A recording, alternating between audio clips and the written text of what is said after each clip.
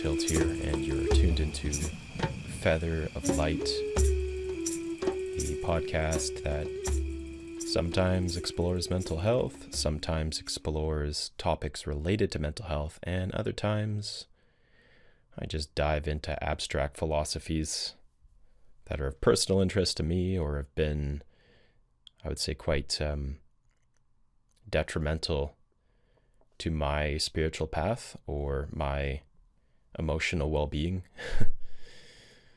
Anyway, today's topic is going to be addiction. And I feel like I have a decent amount of experience understanding addiction. Firstly, experientially throughout the course of my teen years and my early 20s. And now working with clients, counseling and coaching clients, trying to help people explore the integration period that follows the addiction, cycle, kind of like what happens after a person recovers. And sometimes when they're in sort of like the throes of certain addictions. But of course, I'm not an expert. You can spend your entire life specializing in how to treat addiction, becoming an expert, or you can experience a lot more, let's just say, of the harsher drugs, of the more challenging addictions, and experientially learning from how you're able to, say, recover from heroin or fentanyl use, and then becoming an advocate and a source of knowledge for other people. So, I'm not speaking from that lens. I'm just speaking from my personal lens of, having used a variety of different substances, having been addicted to mainly just like cigarettes, marijuana, alcohol to some degree, and having had problematic use with a few of these things, but not diving super deep, but still feeling like addiction is one of those things I still actively work with in my own life. And maybe it's not relating to chemical substances as much, or at all really. But now, over the course of 10 years of working towards sobriety, now it's about other addictions. And I really want to open the floor to, discussing and reflecting on what other addictions exist and how we as a society don't really recognize them as addictions. So the first topic I want to jump into is just kind of looking at our culture, my culture in Canada, and understanding how, from my sort of westernized white, Caucasian Euro lineage lens, what the experience of addiction is, and kind of how that has been connected to this kind of Canadian perspective, because it's very different if you were to compare drug use and what would be considered addiction in parts of Canada and the United States to parts of South America, maybe even just like the UK and parts of England and Britain and all these other European countries, to parts of Asia, whether it be Southern Asia or whether it be, the far eastern parts where, speaking to like China and Japan, and then Russia. So just considering, once you change cultures, once you look to different perspectives, let's just say you travel, I can imagine the public perception of addiction and what's considered, I guess, like problematic use might be very different. So I'm speaking to just being a Canadian and what I've experienced and what my take is of what addiction is. I guess what I mean by this is culture shapes what it means to be an addict. And I do believe that those who are using drugs are typically what we see as someone who's an addict, or a person that's using drugs is kind of equated with an addict. And I agree that there is problematic use that starts to become just a lot more, it starts to stem into a lot more issues. It starts to create a lot more trauma within that lineage.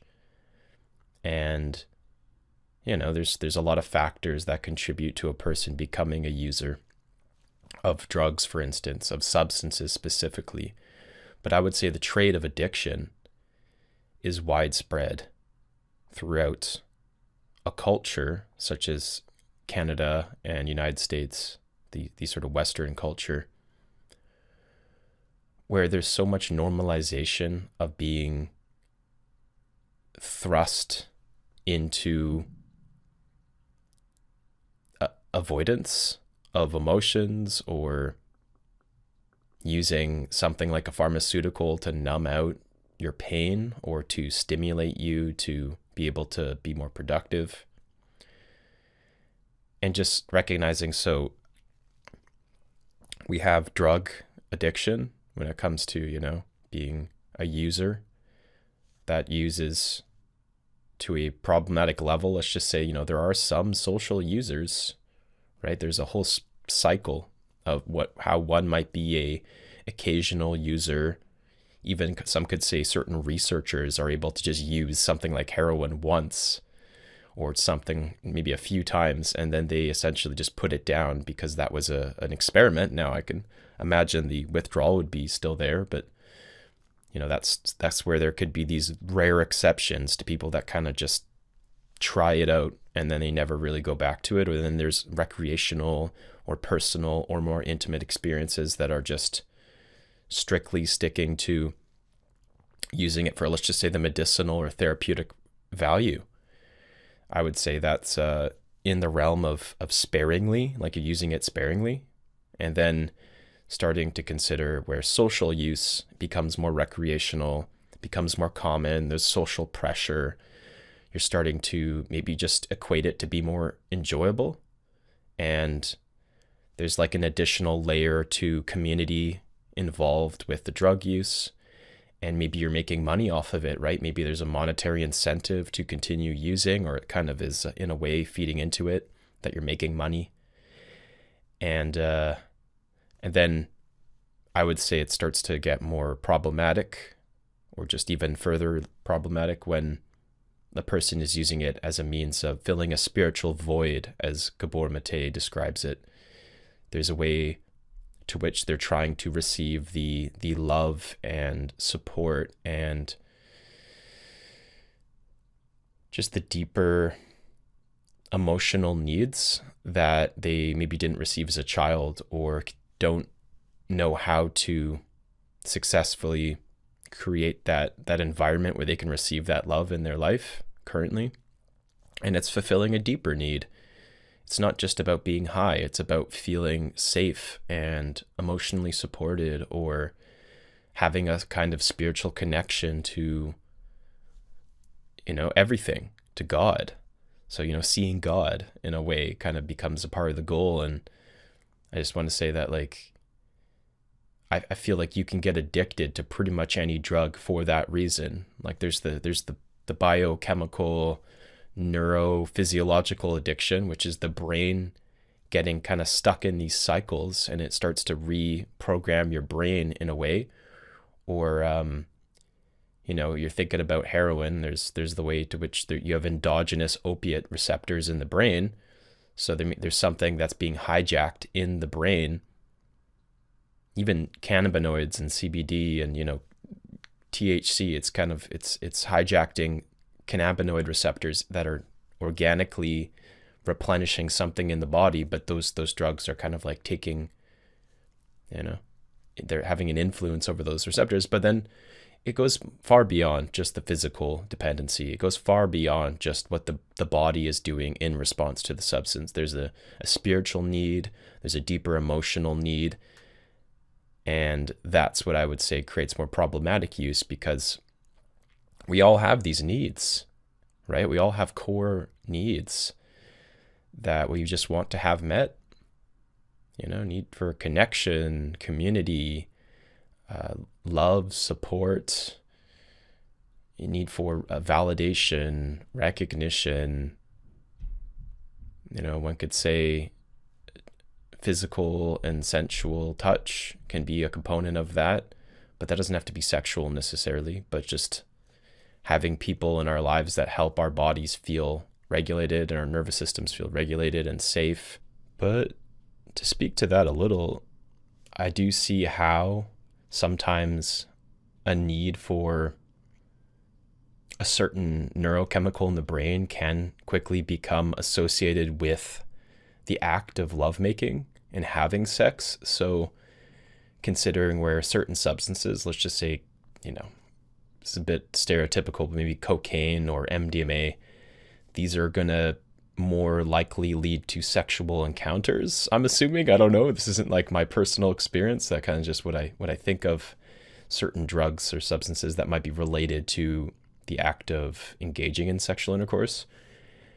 And then that can become associated with the high, or maybe a person is able to, let's just say, quit that substance, and there's still an addiction to attention or connection or the sexual experience, and a person can become very, reliant upon pornography or engaging in sexual encounters and searching for those things, like, becoming something of a player, male or female or otherwise. It's just, I can kind of see this link here between the need for having those deeper attachment needs fulfilled, which maybe weren't met as a kid or maybe continued to be unmet into adulthood, and then a person switching from the chemical dependency of using that drug to now subbing that out with a sexual addiction or social media addiction or something else that feels like it fulfills that similar need.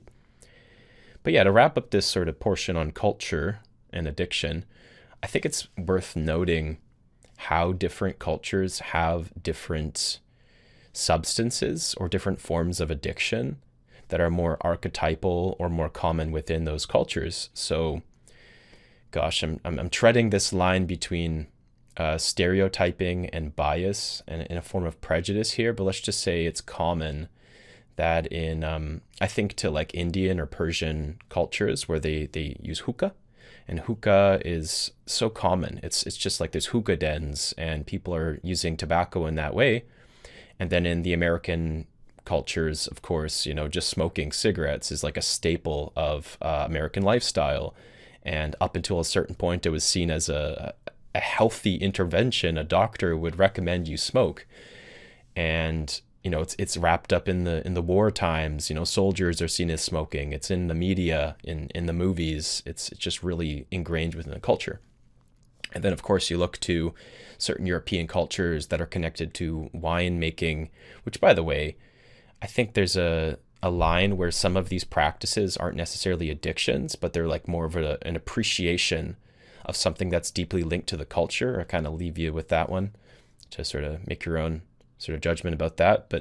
And then you see like alcoholism is very, it's, I would say it's quite common within parts of Russia or other Slavic countries. Like I could even see with my own lineage of Ukraine, there's probably something of a connection to alcohol and tobacco just from my roots. It's kind of like linked with my genetics, that there's let's just say a susceptibility to being drawn to those different types of addictions. And I guess that's what I'm more speaking to is like, I don't want to say that it's more common, statistically speaking. There could be kind of like a bell curve, but it is definitely stereotypical, and it's prejudice to say, okay, all Russian people are drinking vodka, or all Americans are doing this type of drug, or all Persians or Indians love to smoke shisha in hookah dens, because it's like none of those things are true as all or nothing statements. You have to really consider the context of the person and their life and their upbringing and the part of that country. But there can be a sort of predisposition within your genetic lineage based on what your ethnicity is. And, when you're approaching that substance, all the different things that come into play that sort of influences how you choose to engage with that substance, it takes into account what your ancestors were, what their relationships were with these certain plants or substances, and whether that was even really considered an addiction back in those days. And it might not have been. So yeah, just considering how different cultures have different perspectives of addiction. And, even just looking to the downtown east side very briefly, kind of getting into the fentanyl crisis, as it's called. There's this whole culture around drug use in Vancouver that's very niche. You could see some representations of that in parts of the northern United States as well. But, the use of fentanyl, the use of legalized drugs as well, and just considering how that's a subculture that you might not see, at least expressed in the same way, anywhere else in the world, right? You come to Vancouver and you're kind of like, oh my God, look at all these drugs, all these legal drugs that people are engaging in, and look at the nature of how the problematic use is expressed in, say, the downtown east side, and the rate of deaths, and the initiatives, the harm reduction initiatives that kind of follow that. So I could speak to that in brief. I did work briefly. I worked as a drug tester. So I worked with the FTIR machines, and I did drug testing on the downtown east side. And it wasn't quite in the core of the downtown east side, but it was kind of a little further away from the epicenter of the crisis. And just having a lot of exposure over the years to that culture and understanding that there is a need for safe supply. There's a need for people to get their drugs tested, and so many deaths are preventable, whether it be from just having access to clean needles, or, pipes that aren't broken or aren't contaminated, or just like, again, screening for certain drugs like benzos or fentanyl that are going to lead to deaths so much more quickly. I would say that's like the number one factor that's leading to loss of life, would just be contaminated supply. So recognizing I have a bit of perspective around that, I don't feel the need to do a deep dive, whereas that is definitely a huge part of this topic. I could do a whole podcast episode on that. And right now I feel just called to speak to the nature of addiction more broadly. So something else that I think most people are familiar with is the war on drugs, and this kind of like failed attempt initially introduced by Richard Nixon in, the 1960s, I believe. And how that kind of gradually became just a failure in a lot of different ways. It was a political initiative to curb the use of illegal drugs, and over time just became this kind of like political venture that just lined the pockets of those in power and caused a lot of control and misuse of power, and harmed a lot of people and created a lot of fear, versus actually, getting drugs off the streets and creating safer communities, like it debatably created more dangerous communities. So that's kind of like this failed war on drugs that I think many people are familiar with. But if you kind of look to the genesis of the fentanyl crisis, or the genesis of our relationship to drugs nowadays, there was definitely a point where the war on drugs, which was kind of initiated by certain political movements in the 60s, started to just really get out of hand and create a lot of false beliefs and false narratives about drug use. And I feel it's just important to recognize how that shaped our perspective of what drugs are dangerous, why we even classify drugs as being in certain categories, class A, I think it is. I don't know. There's certain distinctions of how illegal a drug is. And those distinctions are primarily based off the war on drugs and which drugs were deemed to be the most dangerous, and how they kind of classify drugs has sort of used that same template moving forward. I'm sure it's been revised in certain ways, but it feels as though that initial template has really influenced what drugs we deem to be the most dangerous. For instance, DMT is in that category of, ayahuasca is seen as one of the most dangerous drugs. And it's absolutely something that can be used for harm, but I wouldn't say it's in the same degree of quote unquote potential for harm or causing harm as crack or methamphetamines. So Schedule 1. Why couldn't I use the word schedule? And I don't know, but Schedule 1 drugs, I believe. Class A narcotics, I think, is another word. So I'm trying to kind of, rack my brain for these terms. I'm not an expert in, the Justice Department or law or any of that stuff. It's not my expertise, but I feel that I've seen these terms thrown around over the years, and I'm trying my best to sort of just regurgitate them.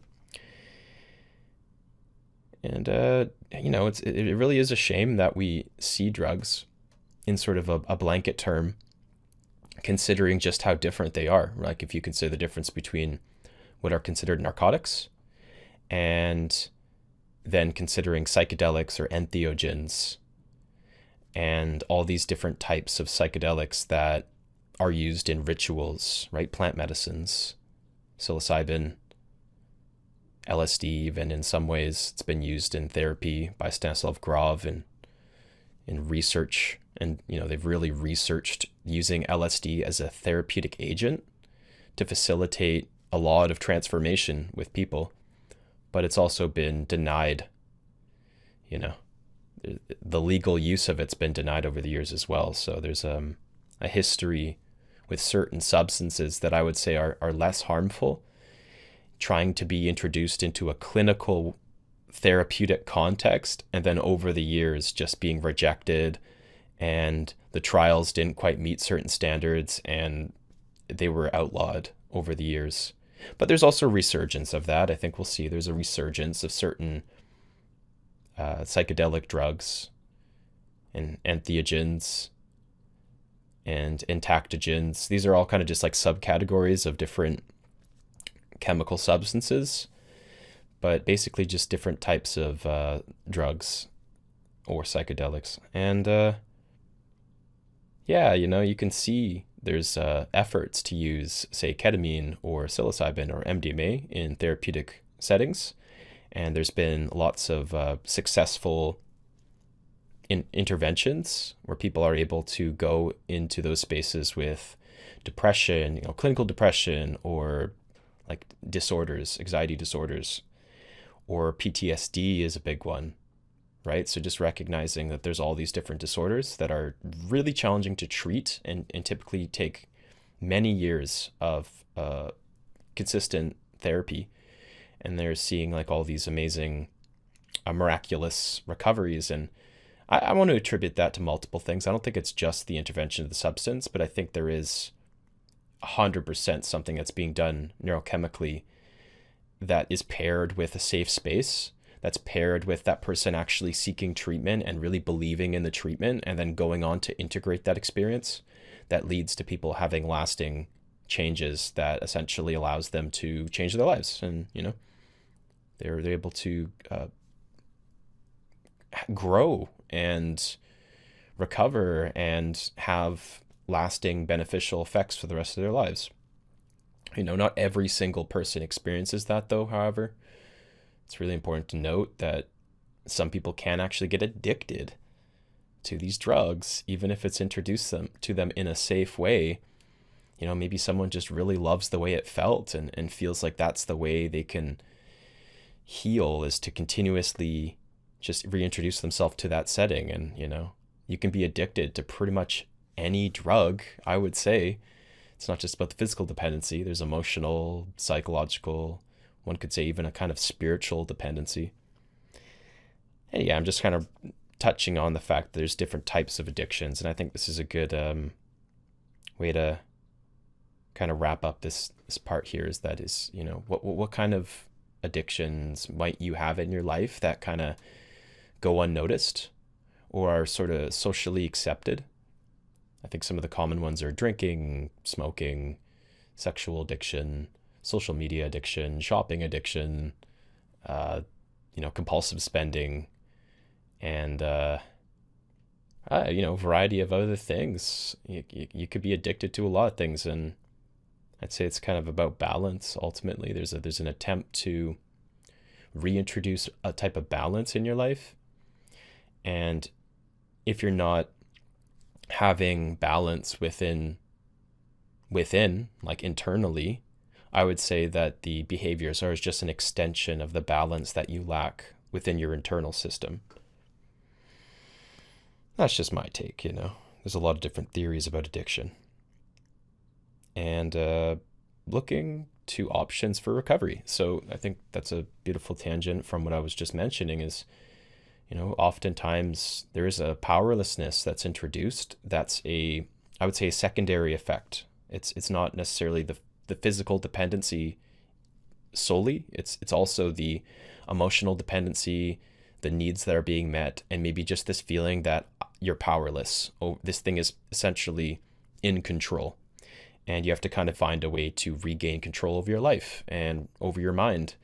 So, I mean, first and foremost, recovery programs such as retreats, whether that be a recovery center specifically, or just another type of retreat. And then finding a way to pair that with integration and continuously having emotional support or group support such as AA or whatever, like a men's circle, something where you can feel supported in that continual process of recovery. Maybe doing one-on-one coaching or working with a counselor or therapist, or if you can afford it, someone with a higher credential such as a psychologist or psychiatrist or some kind of behavioral interventionist, whatever, like a physiologist, Reiki practitioner, someone in the massage field or someone working with Chinese medicine. Like all these holistic approaches, I think, are just as effective, but at the same time, it really depends on how accessible these resources are for you as a person. You know, many times if you're struggling with addiction, you can't afford all these fancy treatments. You know, it's crazy. Even people that are, let's just say, in a medium socioeconomic status, they're doing okay. They can't necessarily afford to go and do acupuncture and Reiki and you maybe even attend a recovery center. So, you know, just recognizing that the recovery process is really dependent on a person's limitations or what is accessible to them in terms of recovery. And it's like you have to look to a person who doesn't have the ability to go to a recovery center, and the most affordable option is just to drink when they're in pain, when they're grieving, when they're feeling low, when they're gone through a breakup, when life is just fucking going to shit again. And then it seems a lot more accessible to reach for the bottle or the needle or something that's your escape, versus taking some degree of accountability and trying to actually make that lasting change, which does take time to even get to that point of where you choose abstaining from the thing. Like you don't just choose sobriety right away. Oftentimes people don't just quit cold turkey and it's just like a switch has flicked. It's a continuous process of revisiting those same emotions that came up when they were younger, maybe feeling the shame, the self-imposed typically, but not always, shame of relapsing and going through the steps from the beginning, kind of feeling like they've let themselves down, but then ultimately returning to that process and reclaiming that power once again. And so it's unique to the person and, you know, the individual's process of recovery, and it can look very different for each person. But at the same time, you can go through the steps. You can just recognize that there's a belief that might be under the surface. There's this one article I was reading about smoking cigarettes and quitting smoking. Apparently, according to this article, 70% of the experience of being addicted to cigarettes is actually psychological. 70%. And might even be higher than that, but let's just say it's in the 70% range. And considering just how physically addictive nicotine is, most of that experience, according to this article, you can kind of curb within about a week. You know, the physical dependency of it kind of dissipates within at least a couple weeks. Let's just say a week or two. You're feeling probably like you don't want to smoke a cigarette from the neurochemical impulse in the brain. But the lasting effects of it being this sort of emotional support, or, having a belief around what the cigarette's offering you, or just the escape in itself being this tool that feels safe and reliable and accessible. Those are the lasting impacts. Those are the ripples, let's just say, that can go on to become problems or obstacles for years, sometimes. And recognizing that you're in a continuous integration period after you are initially recovering or abstaining from a substance. And that's just, I want to say, it's so normal. It's a part of change. It's a part of growth. I just want to really honor those that are in the recovery process and have committed to the integration that follows, have committed to making those lifestyle changes and those behavioral shifts and those, inner mental shifts and reframes and reinterpretations that are a lot harder than even just quitting the thing or removing yourself from the environment, which, by the way, that can be also the initial hurdle. The first hurdle might be you're stuck in an environment where you're surrounded by addiction, where you're surrounded by triggers, where your dealer's your neighbor or your buddy, and it's kind of like you have to set those boundaries or move, right? If you don't have the finances to move, how the hell are you gonna quit this drug? But it's kind of like, once you're able to somehow remove yourself from the environment, remove yourself from those triggers, set those boundaries around those relationships, and start to prioritize not being in a place where you're vulnerable to using again. That's where you can set the stage for beginning the recovery process, and then it's a long-term process. So just like cycling back to, I guess, like the concept of culture and addiction and how it varies, I really appreciate this one perspective brought in by various indigenous lineages, various indigenous traditions, refer to this concept of this spiritual entity called the Wetiko. Sometimes is referred to as Windigo. And it's this story of this creature that is basically a cannibal. It's got an insatiable hunger to just consume. And the spirit of this Wetiko being, it's prevalent within these cultures like, Canada and United States, these Western cultures, and many others, I'm sure, where there's just this hunger for consumption. It's almost just like a insatiable thirst for, blood. It's literally a cannibal that eats other people in the traditional stories, but at the same time, consider this energy that's just consuming, searching. It's disconnected from the heart. It's disconnected from medicine. And I love how one of the books I read, it's called One Drum. At the end of One Drum, it's introduced in One Drum, but it's also talked about in Braiding Sweetgrass. And in Braiding Sweetgrass by Robin Kimmerer, who is an indigenous woman. And she talks about how she wants to reframe the story of the Wetiko to include this idea of feeding the Wetiko all these different medicines, traditional medicines, right? All these different plants. And the Wetiko eats and drinks and gets sick and starts to puke and just purges out all the poison, all the human, all the flesh and all the blood and all the bones and all the tainted energy. Just pukes it all out and purges it all out, and then its stomach is empty. Now this being that's consumed so much is just empty. And then from there, gradually, bit by bit, Kimmerer talks about feeding this Wetiko being these traditional medicines once again, piece by piece. Here's one of the medicines for the heart. Here's one of the medicines for a good gut. Here's one of the medicines for a strong mind.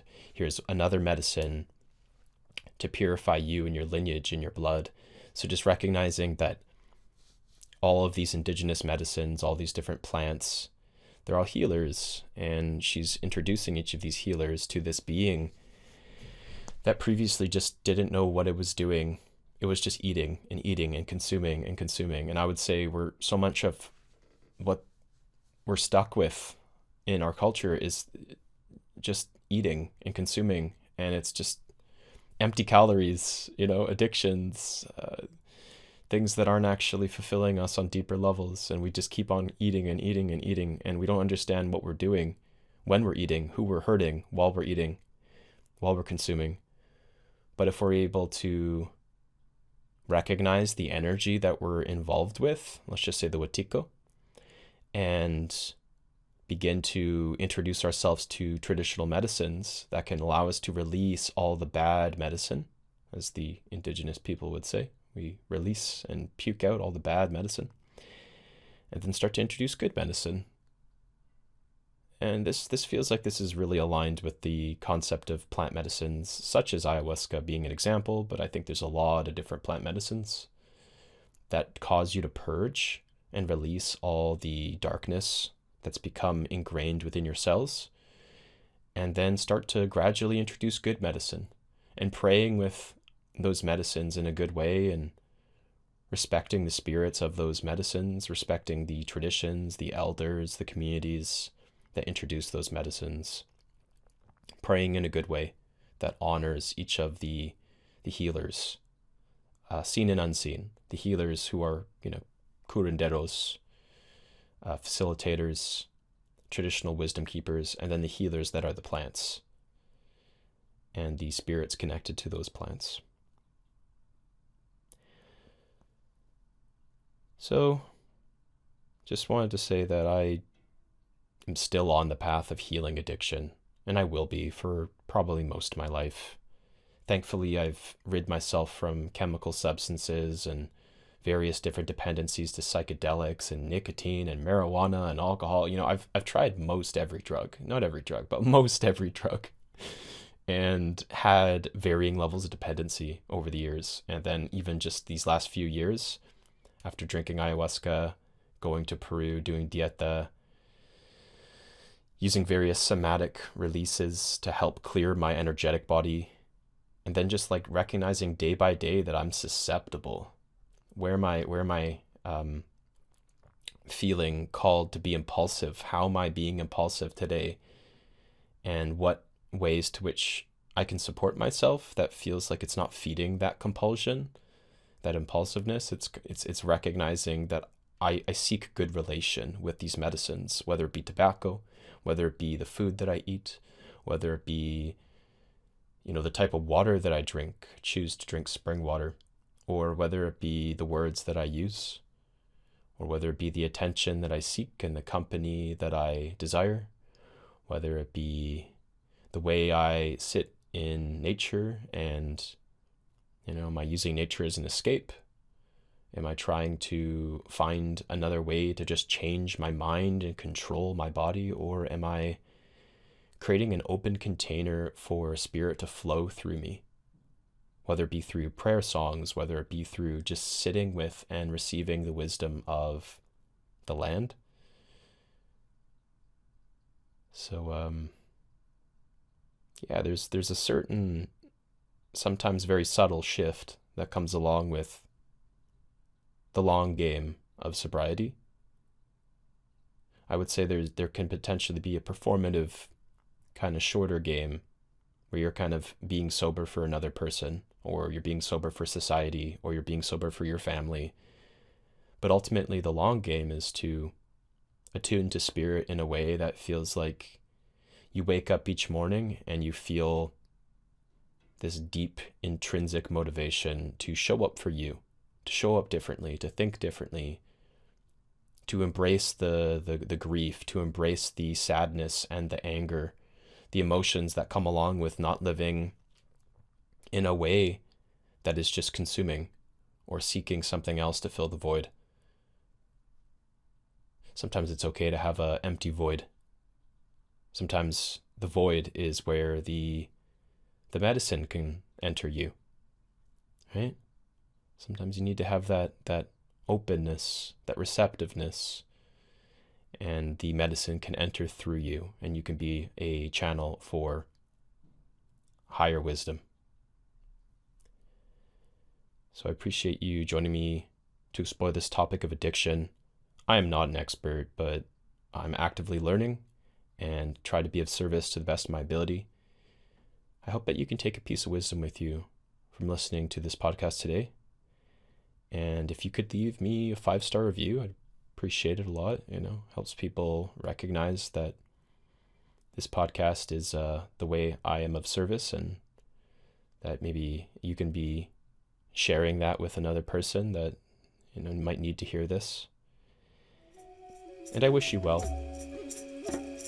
I wish you well on your path, and I'm hoping that you are able to connect to your ancestors, connect to your heart, tell somebody that you love them, and that you care about them, and that you appreciate them. Because at the end of all of this, reaching gratitude, I feel, is one of the ways that that you've really beat this thing. How if you're just grateful, you're so deeply grateful, and you don't need to search, you don't need to consume. So thank you for joining me today. Have a wonderful rest of your day. Take care for now. Bye. And as always, if you're interested in working with me, I have available spots for counseling, and the group spaces are going to be rolling. We got the parts work group rolling. If you're interested, please check out the Facebook page, Nurturing Our Parts. Hope you have a great rest of your afternoon. Take care for now.